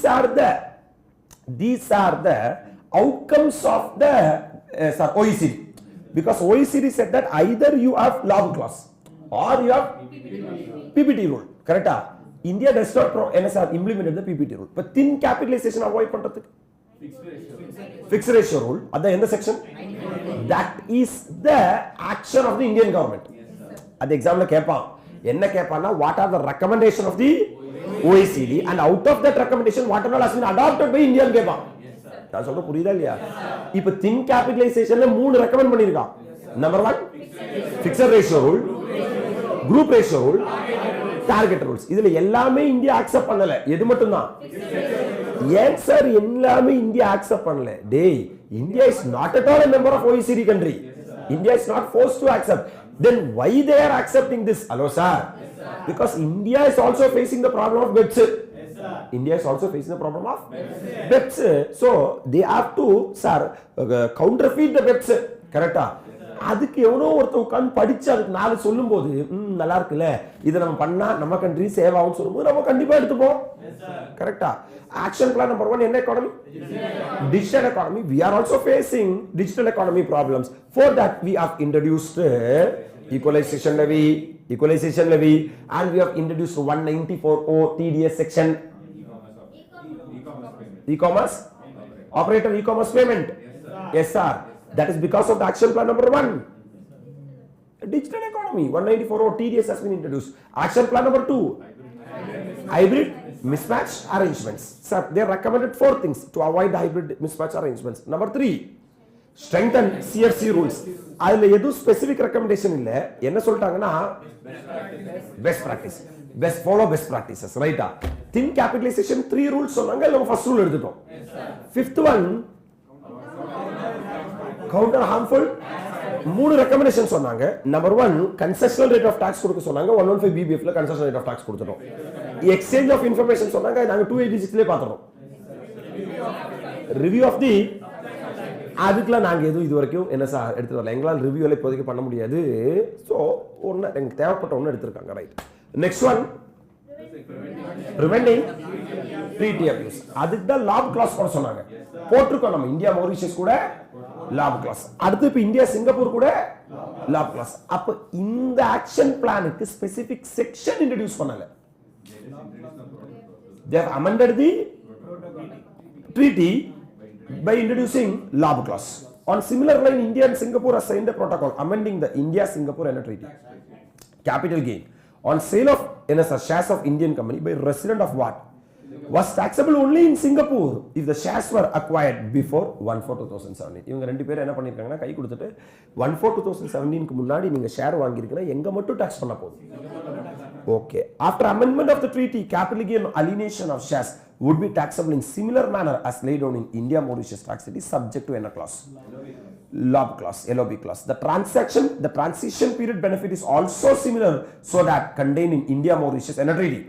In respect of shares acquired after 1/4/2017 and sold before 1/4/2019, expenditure test need to be met for 12 months period immediately preceding the date of transfer. அப்ப எங்க மட்டும் tax ஆக போகுது? சிங்கப்பூர்ல மட்டும் tax ஆக போகுது. அப்ப சிங்கப்பூர்ல என்ன டாக்ஸ் ரேட் இருக்கோ அது 50% தான் டாக்ஸ் ஆக போகுது. அந்த பெனிஃபிட் உனக்கு கிடைக்கணும்னா எக்ஸ்பெண்டிச்சர் டெஸ்ட் நீ பாஸ் ஆகணும். அட்லீஸ்ட் சிங்கப்பூர்ல நீ வந்து இவ்வளவு ரூபீஸ் என்ன பண்ணிருக்கணும்னா ஆபரேஷன் எக்ஸ்பென்சஸ் இன்கர் பண்ணிருக்கணும். இல்லனா இந்தியால நீ இவ்வளவு rupees. This is called as என்ன ஆன் என்ன. அந்த பெனிஃபிட்டை என்ன பண்ணணும்னா என்ஜாய் பண்ணணும்னா ஏதாவது ஒரு லிமிடேஷன் போடு. அந்த லிமிடேஷனை சாட்டிஸ்ஃபை பண்ணியாச்சுன்னா அந்த பெனிஃபிட் என்ன பண்ணிக்கோ நீ என்ஜாய் பண்ணி. இல்லைன்னா என்ஜாய் பண்ண முடியாது. ஒரு சாது போடு. ரெண்டாவது ரூல் PPT rule. Principle அதை பத்தி பெருசா எக்ஸ்பிளைன் பண்ணல, சிலபஸ்ல எக்ஸ்பிளைன் பண்ணல. மூணாவது both LOB supplemented with mechanism. வேற ஏதாவது மெக்கானிசம் இருந்தா நீ எடுத்துருவான்னு சொல்றேன். ரைட்டா? Yes sir. சோ இதுல இந்தியா அடாப்ட் பண்ணிருக்கிறது எதை மட்டும்? Right man. So what is action plan number 1? Number 2, number 3, number 4, thin capitalization. Number 5, counter harmful tax practices. Number 6, preventing treaty abuse. Number 7, prevent the artificial avoidance of permanent establishment status. This is a very important NSR action plan because P nale sir ICA க்கு ரொம்ப பிடிக்கும். Permanent establishment. அது permanent establishment இருந்தாலும் சரி, professional ethics இருந்தாலும் சரி, come on. They love P very much. Tax treaties generally provide that business profit of a foreign enterprise are taxed in a jurisdiction only to the extent that enterprise has in that jurisdiction an establishment to which the profit are attributable. Kandipa. We have already studied the Model Tax Convention. Article number 7 is saying that business profit, sir, business profit will be taxable only in the country of residence. But in the country of source, if they are having, even the source country is also having the right to tax the business profit to the extent the NSR business attributable to the அதை counter பண்றதுக்காக தான் என்ன பண்ணாங்கன்னா, sir எங்களுக்கு contract வந்து யார் வழியா வரல, பி வழியா வரல, டைரக்டா ஹெட் ஆபீஸ் போயிருக்காங்கன்னு சொன்னாங்க. அப்பதான் என்ன ரூல் போட்டாங்க? ஃபோர்ஸ் ஆஃப் அட்ராக்ஷன் ரூல் போட்டாங்க. FOA, limited force of attraction rule. Right. The definition of permanent establishment included in any treaty is therefore crucial in determining whether a non-resident enterprise must pay income tax in any jurisdiction. For example, இந்தியால ஒரு foreign கண்ட்ரில இருந்து ஒரு company வந்து என்ன ஆகுதுன்னா set பண்ணிருக்காங்க, ஓகேவா? அந்த ஃபாரின் கம்பெனியோட இன்கம் இந்தியால டாக்ஸ் ஆகணுமா வேணாமா அப்படிங்கிறது my dear lovable students, hello, based upon P status. அப்ப definition of P is very important in a treaty. Strategies used to avoid have a taxable presence in jurisdiction under the treaty may cause cross-border income to go untaxed or to be taxed at any rate. அப்ப இந்த ட்ரீட்டில enter பண்ணும்போது எல்லா அந்த other கண்ட்ரியோட mind என்னன்னா, இந்தியால permanent எஸ்டாப்ளிஷ்மென்ட் வரக்கூடாது. ஏன்னா இந்தியால பெர்மனன்ட் எஸ்டாப்ளிஷ்மென்ட் வந்துச்சுன்னா நம்ம மாட்டிப்போம். நான் சொல்றது புரியுதா இல்லையா? அப்ப ட்ரீட்டி எப்படி எழுத ஆரம்பிச்சிட்டாங்கன்னா, இல்ல ட்ரீட்டி எப்படி இன்டர்பிரட் பண்ண ஆரம்பிச்சிட்டாங்கன்னா, இந்தியால என்ன எஸ்டாப்ளிஷ்மென்ட் இல்ல. The BEPS action plan called for a review of that definition to prevent the use of certain common tax avoidance strategy used to circumvent the formal model permanent establishment definition, such as arrangement through which taxpayers replace subsidiary that traditionally acted as distributors by commissioner arrangements with a resulting shift of profit out of the jurisdiction where the sales took place without a substantial change in the function performed in that jurisdiction. ஒன்றும் புரியலங்கவா? என்னன்னா இங்க பாரு, முன்னாடி இந்த permanent எஸ்டாப்ளிஷ்மென்ட் definition இருக்கு பாத்தியா, OECD என்ன சொல்றாங்கன்னா, முதல்ல அதை ரீரைட் பண்ணுங்க, எதையே மாத்துங்க, பர்மனன்ட் எஸ்டாப்ளிஷ்மென்ட்டே மாத்துங்க. உங்களோட பழைய பர்மனன்ட் எஸ்டாப்ளிஷ்மென்ட் டெஃபினிஷன்ல வெச்சா பெப்ஸ் நடக்கதான் செய்யும். ஏன்னா பர்மனன்ட் எஸ்டாப்ளிஷ்மென்ட் இல்லாம இருக்கிறதுக்காக அவன் இந்தியாவுக்கு வெளியே இருந்து இந்தியாவுக்குள்ள அவன் என்ன பண்றான்னா, ஒரு ஏஜென்டையோ, ஹலோ சார், ஒரு பர்டிகுலர் பர்சனையோ அப்பாயிண்ட் பண்ணி வேலை முடிச்சுட்டு போயிடுறான். இங்க பெர்மனன்ட் எஸ்டாப்ளிஷ்மென்ட் வராத மாதிரி பண்ணிடுறான். அப்ப நீங்க என்ன பண்ணுங்கன்னா, டெஃபினிஷன் ஆஃப் என்ன எஸ்டாப்ளிஷ்மென்ட், அதுக்குள்ள agency P, service P, insurance P இதெல்லாம் எடுத்துருவாங்க. உங்க டொமஸ்டிக் லாக்குள்ளே வைங்க. அவனை ரெப்ரசன்ட் பண்ற, நான் ரெசிடென்ட் ரெப்ரசன்ட் பண்ற ஒருத்தர் எதுக்குள்ள இருந்தா கூட அது என்ன ஆயிரும் சொல்லிருங்க. அவ்வளவு சால்டா deemed permanent establishment. நான் திருப்பி படிக்கிறேன். Strategy to avoid having a என்ன presence in a jurisdiction under tax treaty may cause cross-border income to go untaxed or taxed at any rate. அப்ப எல்லாரும் ஸ்ட்ராட்டஜிஸ் எடுக்க ஆரம்பிச்சிட்டாங்க. என்ன ஸ்ட்ராட்டஜி எடுக்க ஆரம்பிச்சிட்டாங்கன்னா, எப்படியாவது இந்தியால என்ன வரக்கூடாது, பி வரக்கூடாது. பி வரலைன்னா பிசினஸ் ப்ராஃபிட்க்கு என்ன வராது. The BEPS action plan called for a review of that definition. What is the definition of P இருக்கு இல்லையா? ஆர்டிகல் நம்பர் 5(1) definition சொல்லிருக்காங்க, ஆர்டிகல் நம்பர் 5(2) சொல்லிருக்காங்க. Various NSR additional clauses are there to prevent the use of certain common avoidance strategies used to circumvent the former model permanent establishment definition. அந்த பழைய இருக்கிற okay branch ஆகக்கூடாது, office ஆகக்கூடாது, work shop ஆகக்கூடாது, மைன் ஆகக்கூடாது, இதுல எல்லாம் விழாத்த மாதிரி என்ன கிரியேட் பண்ண ஆரம்பிச்சாங்க? பர்மனன்ட் எஸ்டாப்ளிஷ்மெண்ட் கிரியேட் பண்ண ஆரம்பிச்சாங்க. கேட்டா சொன்னாங்க, சார் எங்களுக்கு அங்க என்ன இல்லைன்னா பர்மனன்ட் எஸ்டாப்ளிஷ்மெண்ட், ஏன்னா நாங்க ஆர்டிகல் 5(1)லையும் விழல, ஆர்டிகல் 5(2)லையும் விழல. அந்த மாதிரி டிசைன் பண்ண ஆரம்பிச்சிட்டாங்க. ஓகேவா? So what this OECD has done is, OECD என்ன சொன்னாங்கன்னா, rewrite the definition of what? Such as arrangements through which taxpayer replace subsidiary. இங்க subsidiary company வந்தாதானே பிரச்சனை. ஏன்னா subsidiary company வந்தாதானே நீ என்ன establishment சொல்லுவ? subsidiary company இல்லாம பிசினஸ் பண்ணி காட்டுறோம். ஒத்துக்கிறியா? That traditionally acted as யாரு? Distributor by commissioner. Arrangements, commissioner, sole agent, sole principal, sole commissioner, concessioner of the other இருக்கு இல்லையா? அப்போ ஒருத்தனுக்காக இன்னொருத்த ஆக்ட் பண்றான். அப்படி ஆக்ட் பண்ணானே முன்னாடி நீங்க என்ன பண்ணுவீங்கன்னா பர்மனன்ட் எஸ்டாப்ளிஷ்மெண்ட் சொல்வீங்க. அது வராத மாதிரி என்ன பண்ணிட்டாங்க? டாக்ஸ் அரேஞ்ச்மெண்ட்ஸ் கொண்டு வராங்க. With a resulting shift of what? Profit out of jurisdiction, where the sales took place without a substantive change in the function performed in.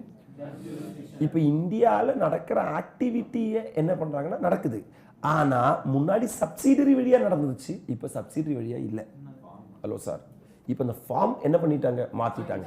எதுக்குன்னா அந்த பர்மனன்ட் எஸ்டாப்ளிஷ்மெண்ட் டெஃபினிஷனை படிச்சுட்டு அதுக்குள்ள வராத மாதிரி. அதனால கண்டிப்பா இந்தியாவுக்கு வெப்ஸ் வருது. பேஸ் என்ன ஆகுது? ப்ராஃபிட் என்ன பண்றாங்க? ஷிஃப்ட் ஆகுது. நம்ம அவ்வளோ டைட்டா பர்மனன்ட் எஸ்டாப்ளிஷ்மெண்ட் டெஃபினிஷன் வச்சு அதுக்குள்ள விடாத மாதிரி எஸ்கேப் ஆகுறாங்க. அப்போ OECD என்ன சொன்னாங்கன்னா, டொமஸ்டிக் லா எல்லாத்தையும் சேஞ்ச் பண்ணுங்க. டொமஸ்டிக் லால பர்மனன்ட் எஸ்டாப்ளிஷ்மெண்ட் டெஃபினிஷன் இன்னும் சாவடிக்கிற மாதிரி வைங்க. ஒரு எஸ்ஆது போடு. These changes will ensure that where activity that a dash exercise in a what? Country are intend to result in regular conclusion of what? Contracts to be performed by an enterprise.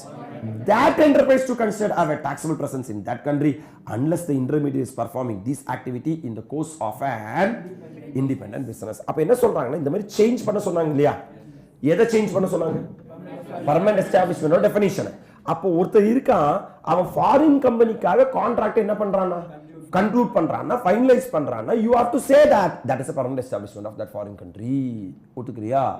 அப்ப இன்னும் tight பண்ணிட்டான். These changes will ensure that where activities of what? Intermediary. I am an intermediary. I am situated in India. Exercise in a country are intend to result in the என்ன conclusion of contract to be performed by a. அப்ப நான் foreign enterprise represent பண்ணி இந்தியால இருக்கேன். நான் ரெகுலரா contracts என்ன பண்றேன்? That enterprise will be considered to have a presence in that country unless the intermediary is performing this activity in the course of. அவன தனியா பண்றானா விட்டுரு. இல்ல, அவன் பிசினஸ் பண்றது யாருக்காக? அப்படினா you have to say that that foreign enterprise is having. This is NP agency P. This agency P is there in the definition of what? என்ன model? OECD model and UN model or only OECD model? Agency P concept is there in both model இல்ல both model அது இருக்கு. கரெக்ட்டா? definitions are different, let it be there. bothல இருக்கு. இத உங்க domestic லால எடுத்துருவாங்கன்னு சொல்றாங்க. அதுதான் ரெக்கமெண்டேஷன். ஹலோ சார், இத நீங்க எங்க எடுத்துட்டு வாங்க? எடுத்துட்டு வாங்க. The changes will also restrict the application of number of exception to the definition of what? To activity that are preparatory or in nature, and will ensure that it is not possible to take advantage of this exception by the fragmentation of cohesive operating business into several in operation. Small operation. நீங்க இந்த மாதிரி டெஃபினிஷனை amend பண்றதுனால உங்களுக்கு கிடைக்கிற benefit என்னன்னா, சின்ன சின்ன விஷயங்கள் கூட பர்மனன்ட் எஸ்டாப்ளிஷ்மெண்டா மாறும். அப்படிங்கும்போது உங்களோட டாக்ஸ் பேஸ் இன்க்ரீஸ் ஆகும், டெப்ஸ் வராது. they will also address situation where exception applicable to construction site is circumvented through the splitting up contracts between interrelated enterprise. அவங்க அந்த கன்ஸ்ட்ரக்ஷன் சைட்ஸ் நம்ம சொன்ன 12 மாசத்துக்கு என்ன சார் மேல இருந்தா OECD பதிலா இட்ஸ் a P. ஆனா 6 மாசத்துக்கு மேல இருந்தாலே UN பதிலா, பார்த்தாலே UN பதிலா என்னது? P. சோ அவங்க என்ன பண்றாங்கன்னா ஸ்ப்ளிட் பண்ண ஆரம்பிக்கிறாங்க. 12 மாசம் இருக்கிறதுக்கு பதிலா ஒரு 3 மாசம் ஒருத்தங்கிட்ட, அடுத்த 3 மாசம் இன்னொருத்தங்கிட்ட, அடுத்த 3 மாசம் இன்னொருத்தங்கிட்ட, அந்த P வராத மாதிரி பண்றானுங்க. அந்த P வர்ற மாதிரி. So the following steps has been advocated. This is the final steps. This is the recommendation of the OECD. Rework exception to the inner definition. உங்களுக்கு exception இதெல்லாம் என்ன ஆவாது, P ஆவாது அப்படி இருந்தா எல்லாம் delete பண்ணி விட்டுருங்க. புரியுதா? டொமஸ்டிக் லால அதெல்லாம் வேணாம், எல்லாத்தையும் என்ன ஆக்கிருங்க. An anti-fragmentation rule to be adopted to aggregate all activity carried by an enterprise in a state, along with activity undertaken by its closely related entity undertaken business operation that create tax mismatch and are cohesive in nature. The above test can also be applied to understand whether the activity undertaken by an interstate in a state are என்ன or என்ன. அப்ப நீங்க உங்களோட domestic லால definition of P rework பண்ணுங்க. அப்படி definition of NSR லாவை rework பண்ணிட்டு anti fragmentation rule போடுங்க. ஃப்ராக்மெண்டேஷன் என்ன? ஸ்பிளிட் ஆகிறது. அதுக்கு நாங்க அலோவ் பண்ண மாட்டோம்னு சொல்லுங்க. இப்போ ஃபார் எக்ஸாம்பிள் ஒரு ஃபாரின் கண்ட்ரி கம்பெனி இருக்கு, அவங்க வந்து 10 பேருக்கு வேலை பிரிச்சு கொடுக்குறாங்க. பிரிச்சு கொடுத்து என்ன சொல்றாங்கன்னா 1 இயர் நாங்க கான்ட்ராக்ட் பண்ணல, நாங்க ஒருத்தரும் ஒரு மாசம் தான் என்ன பாக்குறாங்க, கான்ட்ராக்ட் பாக்குறாங்க. நீங்க ரூல்ஸ் போடுங்க. அப்படி ரிலேட்டட் பார்ட்டி எல்லாரும் சேர்ந்து பார்த்தா it will be deemed that one entity as NSR permanent establishment.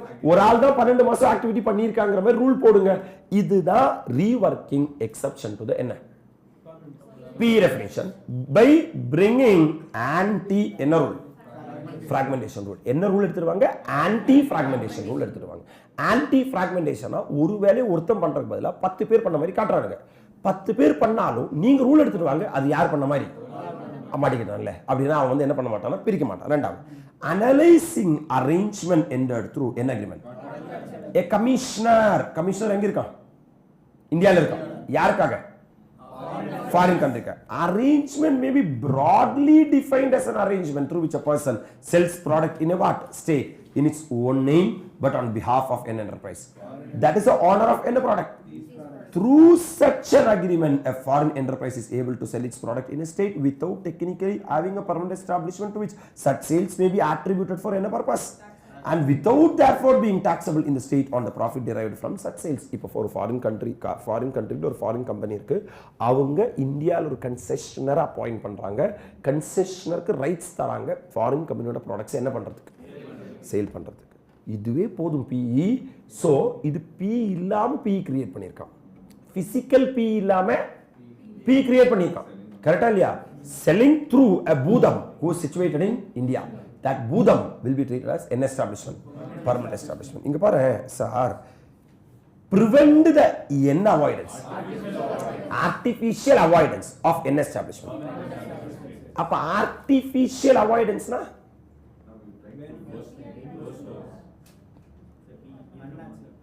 P இருக்கிற மாதிரியா, P இல்லாத மாதிரி. என்னது? அதனாலதான் நான் இங்க பிரான்ச் போடுறதுக்கு பதிலா சப்சிடரி போடுறதுக்கு பதிலா ஒரு கன்செஷனர் அப்பாயிண்ட் பண்றேன். கரெக்டா? அதை ப்ரிவென்ட் பண்ணுங்க. அதை எப்படி ப்ரிவென்ட் பண்ணுவீங்க? அது தடைய முடியாது என்னால. உங்க டெஃபினிஷனை மாத்திக்கங்க. டொமஸ்டிக் லால இருக்கிற டெஃபினிஷனை மாத்தி என்ன சொல்லுங்கன்னா, ஒரு கன்செஷனர், ஒரு ஏஜென்ட், ஒரு ஆள் இந்தியால ஃபாரின் கம்பெனிக்காக என்ன செஞ்சாலே, வேலை செஞ்சாலே என்ன ஆகும் சொல்லி சாவிடுங்க. அப்படின்னா அவன் வந்து அவாய்ட் பண்ண மாட்டான் சார். எல்லாரும் P கிரியேட் பண்ண ஆரம்பிப்பாங்க.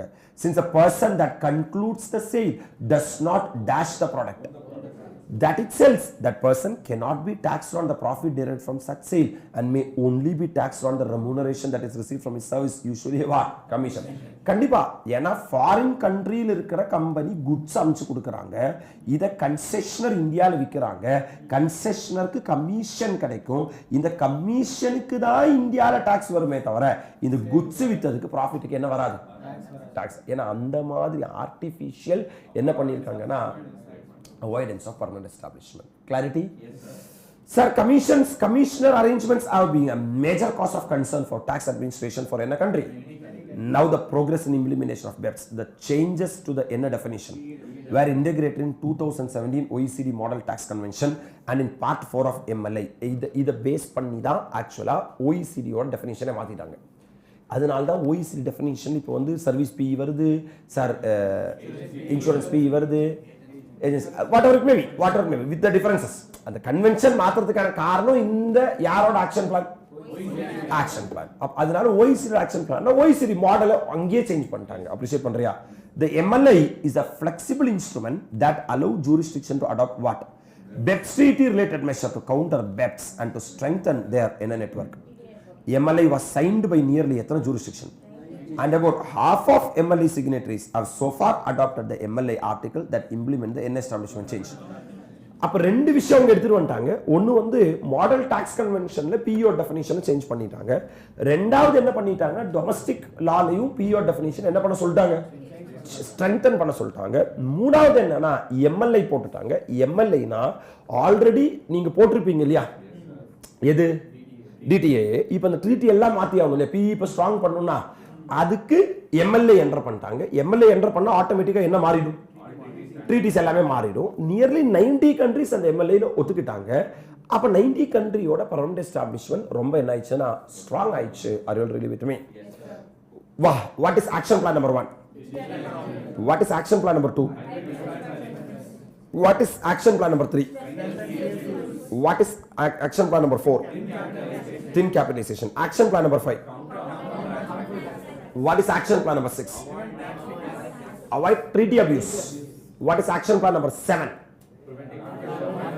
Preventing artificial avoidance of. What is 8, 9, 10? Strengthen the transfer pricing things. Correct? What is 11?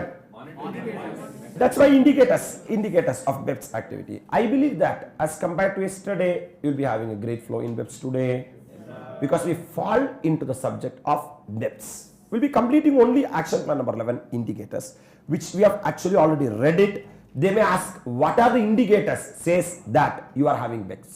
இப்போ ஒரு கண்ட்ரியில BEPS இருக்கா இல்லையா, இந்த இண்டிகேட்டர்ஸ் வச்சு தான் கண்டுபிடிப்பேன். Number 1, number 2, number 3, number 4, number 5, number 6. These are the 6 indicators which says that உங்க கண்ட்ரியில என்ன இருக்கு.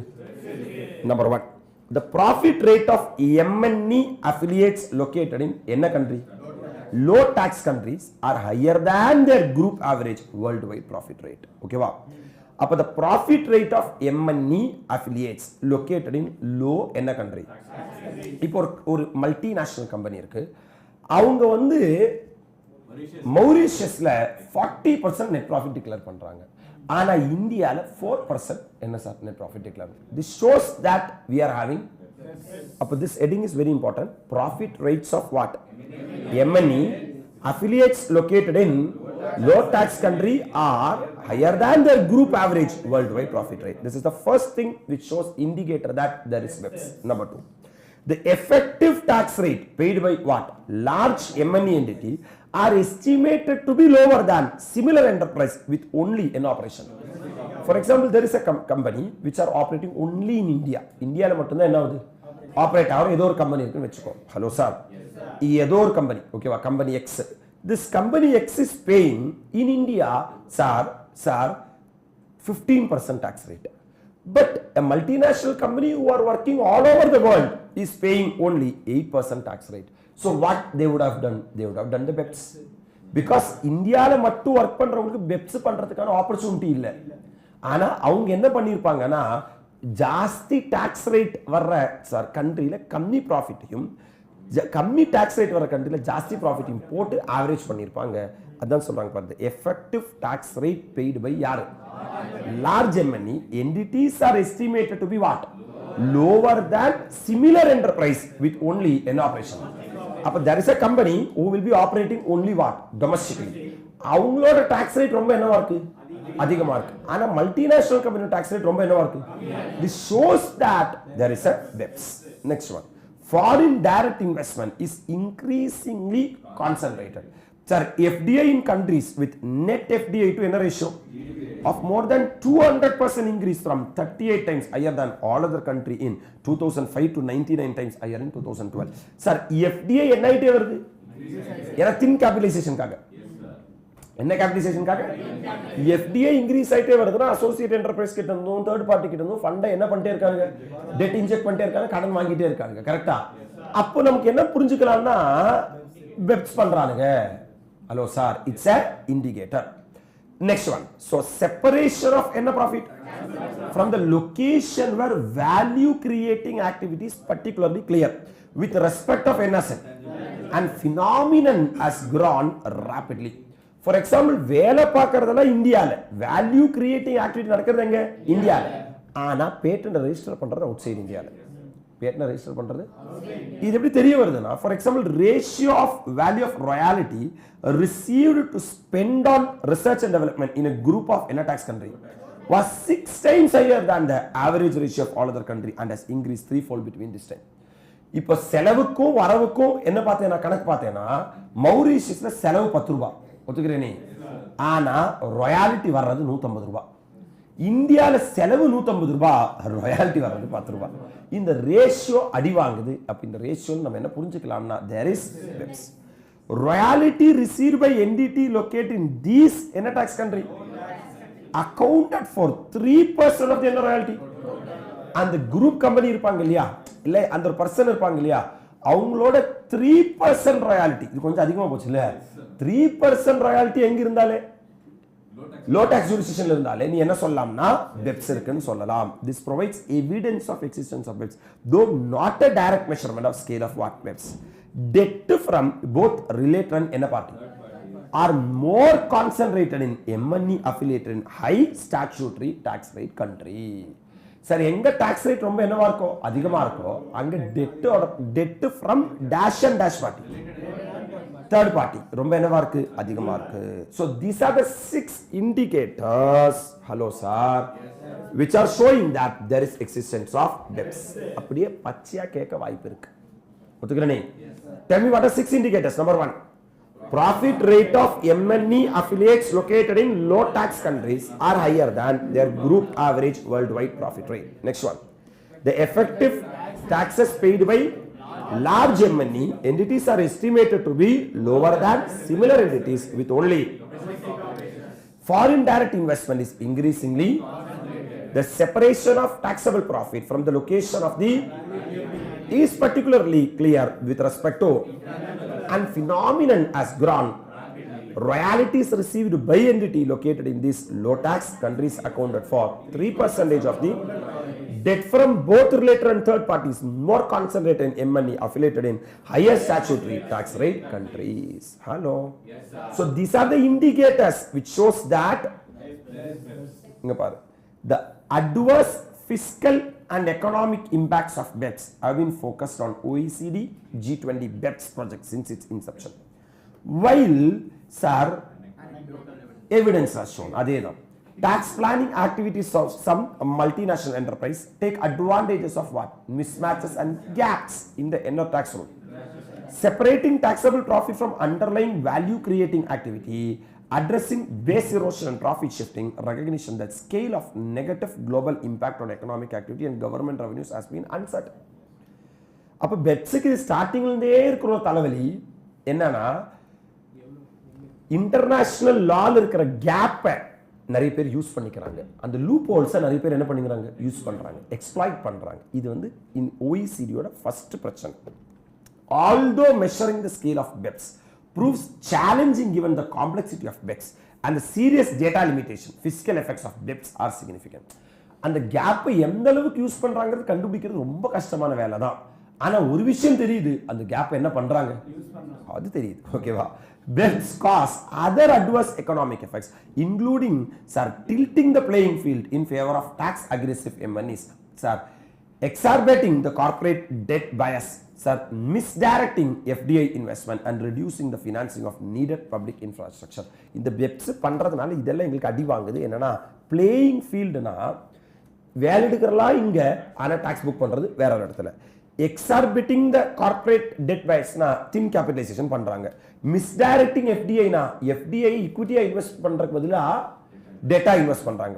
Reducing the financing of needed public இன்ஃப்ராஸ்ட்ரக்சர்னா பப்ளிக்கு போக வேண்டிய காசுக்கு போறது இல்லை, ஏன்னா பேஸ் ஈரோட் ஆகுது இல்லை, கவர்மெண்ட் டாக்ஸ் கிடைக்காதனால பப்ளிக் சஃபர் பண்ண வேண்டியதா இருக்கு. So measuring the impact and scale of BEPS activity and the effect of implementation of BEPS measure are important component on ongoing work of OECD. இப்போ OECD அந்த வேலை தான் பண்ணிட்டு இருக்காங்க. எந்த அளவுக்கு BEPSல என்ன சார் அடி வருதுன்னு பார்த்துட்டு இருக்காங்க. Inclusive framework of BEPS, such measurement and monitoring is necessary to inform both யாரை and யாரை on the effectiveness of BEPS measures and the extent to which BEPS issues continue to அப்போ எப்படி கண்டுபிடிப்பேன் நான் BEPS இருக்கா இல்லையா அதுதான் indicators.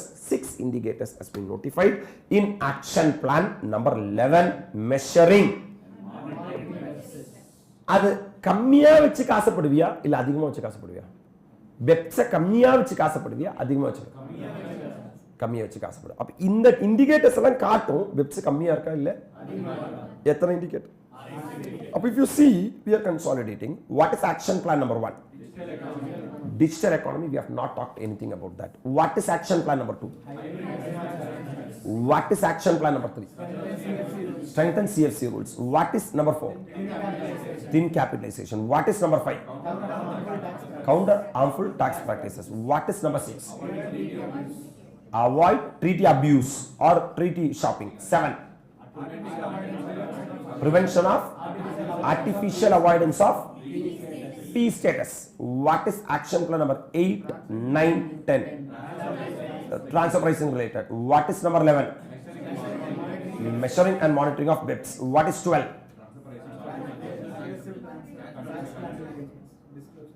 Disclosure. Mandatory disclosure. Okay. What is 13? 286. Or NSR documentation, transfer pricing documentation. What is 14? Make the dispute resolution MLI 50. Right. So in this, when you see the list, my dear lovable students, out of BEPS action plan, 2 we have done, 3 we have done, 4 we have done, 5 we have done, 6 we have done, 7 we have done, 11 we have done. So I think except action plan number 1, the remaining can be completed by tomorrow. Hello sir? Yes sir. Then we can say that we are done with the 3 topics. Number 1, model tax convention, applicability and interpretation of tax treaty, and then I will read the last questions alone because you should understand how this chapter is testing in examination. Then we will finish it off this. Every day we are reading, we are just checking whether are we in line with the ICAI is what our discussion. They are given 6 questions. Number 1. What do you understand by base erosion and profit shifting? Right. Very simple. Taxing in the what NSR? Lower tax country and avoiding the tax in the shifting. Describe briefly its adverse effect. It is the first topic which is given in the ICA. We have not talked about that. We'll talk. Yes. What are the significant OECD recommendation under action plan number 1 of BEPS? We have not talked. Which is NSR? Digital economy. Which recommendation has been adopted in Indian tax law, which is equalization levy. Discuss the provision incorporated in the Income Tax Act in line with OECD recommendation under action plan 4 of BEPS, thin capitalization. You have to vomit 94B. That 5 mark is in our pocket. Describe 3-tier structure for transfer pricing documentation mandated by BEPS action plan 13. Master file, local file, country by country report. That 5 mark will be in our pocket. Explain the nexus approach recommended by OECD in BEPS action plan number 5, which has adopted in Income Tax Act. Counter 115 BBF. Concessional tax rate of royalty income at the rate of provided if expenditure of or more has been spent in India. Another 5 mark in our pocket. What are the ways in which hybrid mismatch arrangement, 4 ways, are used to achieve unintended double non-taxation or long-term tax difference? 4. ஒரு இடத்துல இன்கமா treat பண்றது, இன்னொரு இடத்துல எக்ஸ்பென்ஸா எடுத்துக்கிறது, இன்கமா include பண்ணாம இருக்கிறது, ரெண்டு பேரும் என்னவா எடுத்துக்கிறது சார் சிஎஃப்சியை மிஸ்யூஸ் பண்றது, எஃப்டிசியை மிஸ்யூஸ் பண்றது, ஃபாரின் டாக்ஸ் கிரெடிட்டை மிஸ்யூஸ் பண்றது, எங்கெல்லாம் எக்ஸாம்ஷன் இருக்கோ அங்கெல்லாம் போய் பார்ட்டிசிபேட் பண்றது. These are the 4 ways 5 mark area for examination. So when we read now itself, we are able to get a good idea about BEPS. Right up. I believe that tomorrow I will be completing this part. Once we complete this part, I'll keep pending of NSR action plan number 1. I'll go to immediately now itself, I'll go to the equalization levy, complete that equalization levy and come back to the action plan number 1 and I will say that this has been completed. After that I am planning for GAR provisions and SAR provisions we'll be discussing with the non-resident. Hello sir. Won't take much of time, maybe taking 1 or 2 days. Sir, what I am planning is from here, sir, next for 1 month, that is in the maybe till the 20th of April. You are having examination on May. I'll be daily revising, sir, 1.5 hours in the morning. After that, I won't be taking any new topic, but I'll be revising whatever we have taken. So till the day of examination, I'll be revising something here and there relating to direct tax. So be a part and parcel of it. And I will tell you, these 3 chapters alone constitute 10 to 12 mark in examination. Check the last set in question paper. Bet 6 mark came. Hello. 6 mark question, 1 question, like this straightforward question, 6 mark bets. The thing is, no one will be even attending that question. நீ நியாயமா மனசாட்சி ஒன்று மனசுல கை வச்சோல நான் எடுக்கலன்னா அந்த 3 chapter நீ படிப்பியா பக்கத்துல கூட போக மாட்டேன். I know that equalization levy is not a big deal. I will discuss. What I am saying is it's a very live topic, equalization levy. That is like assessment topic which we can complete like this. That's why I am not pushing this at the end. If I am pushing this at the end, I can't take, you won't study also. Because கடைசியில் வரும்போது என்னடா இது. And there is no need that you have to study entire ICA study material. I will give you the smart notes and I will, we will be revising all the 3 chapters in 1 hour. Hello? Yes, sir. No, sir, சொல்றீங்க. That I have prepared, but I don't want you directly go to the smart notes. Because if I take you directly to the smart notes, there I will feel lot of discomfort to explain what is LOB rule, what is limited FOA rule, what is treaty, what much. These all you would have never heard in your CPT, never heard in your inter, even in your final. New terms, typically new terms. So I need that space, time to explain slowly. Then sir, what to carry in exam? These are full theory, sir. 1 chapter, maximum 5 page. I will give you.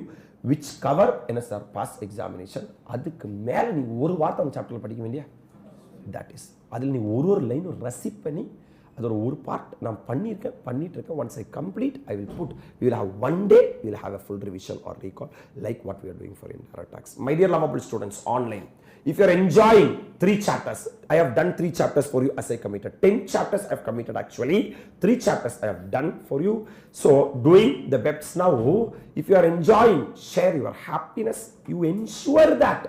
Sir, நீ ஒரு comment போடுறதுனால அப்படியே சென்னையெல்லாம் நான் purchase பண்ண போறதில்லை. நீ comment போடுறது எதுக்குன்னா நீ அந்த சர்க்கிள்குள்ள இருக்கேங்கிறதுக்கு மட்டும்தான். அதுக்கப்புறம் எக்ஸாம் முடிச்சதுக்கப்புறம் ஐயோ அம்மா அப்போவே அவர் சொன்னார், இது பார்க்க சொன்னார், படிக்க சொன்னார் அப்படின்னு நினச்சேன்னா ஐ எம் நாட் ரெஸ்பான்சிபிள். காலையில் நீ இப்போ இந்த டைப் டைரக்ட் டாக்ஸ்க்காக கொடு. நீ போத் குரூப் எழுதிக்கோ. இன்னும் நீ என்ன சொல்கிறேன்னா சிஎம்ஏ, நீ இல்லைன்னா அதுக்கு மேலே ஏசிசி அது கூட சேர்த்து எழுதிக்கோ, எனக்கு பிரச்சனை கிடையாது. போத் குரூப் எழுதுனா நான் டைரக்ட் டாக்ஸ் ஒரு சப்ஜெக்ட் அவனுக்கு கண்ணில் தெரியலையா? அப்போ 1.5 hours sit and study, enjoy how much you are enjoying. Update, you start revising a particular pattern from 1st of April. I will give you a plan of what are the topic to be studied. 1 day 1 topic or 2 day 1 topic will be studying in tax. அதுக்கான schedule நான் சொல்லுவேன், அது நீங்கள் செல்ஃபாக prepare பண்ணணும். ஓகேவா? For example நான் சொல்லுவேன் இன்னைக்கு DTA prepare, next 2 days DTA prepare பண்ணுங்க அப்படின்னு 15 days ஒரு பிளான் போட்டு வச்சிருக்கேன். 15 topics will be talking about, mainly top 10 movies மாதிரி ஒரு schedule கொடுப்பேன். அந்த schedule பேஸ் பண்ணி நீங்கள் என்ன பண்ணுங்க, ப்ரிப்பேர் பண்ணுங்க. And even I will be conducting the examination also. Question papers are ready. We'll be putting those question paper. You have to write that and the answer also will be shared with you. And even if time permits, I wish to do it. I think time will be permitting. I'll be sharing or discussing those answers also for that question. I have selected actually a Super 50 from the direct tax. It is like a 120 page. Yesterday I am doing that work, my dear lovable students. That Super 50 will be a game changer because all our topmost question, to touch that question itself, you should know direct tax. Once you do 3 times that Super 50, that is more than enough for this examination, I believe.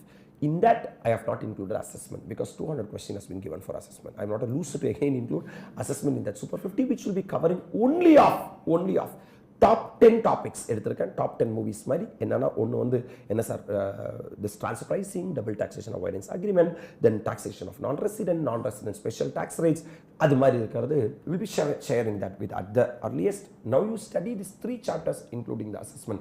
That's what we are. So we'll meet you at the appropriate time to discuss much more. Thank you and bye bye from ANM.